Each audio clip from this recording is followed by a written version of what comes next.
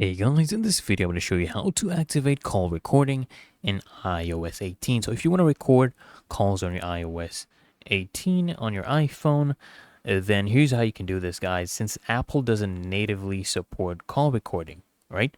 So first things first, you want to understand the legalities, okay? Call recording laws vary by country and also state, so you want to ensure that you have the consent of all the parties before recording. That's just a disclaimer, guys. So next, what you want to do is you want to use a third-party app.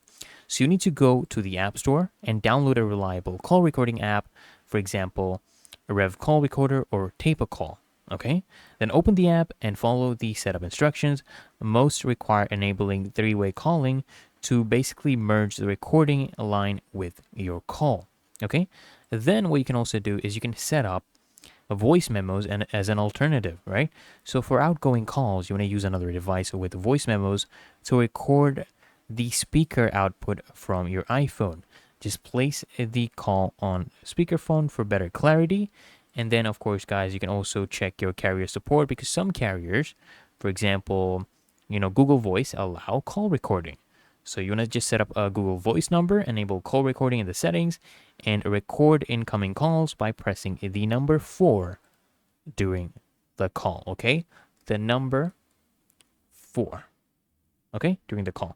So also what you can do is you can consider, enabling a call recorder hardware device.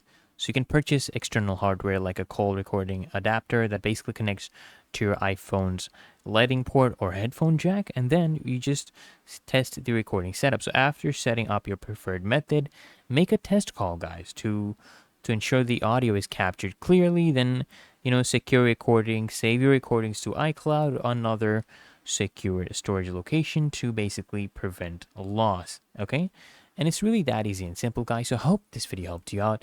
And if it did, guys, consider smashing that like button, as well as subscribing to frequently asked questions, and I'll see you in the next one.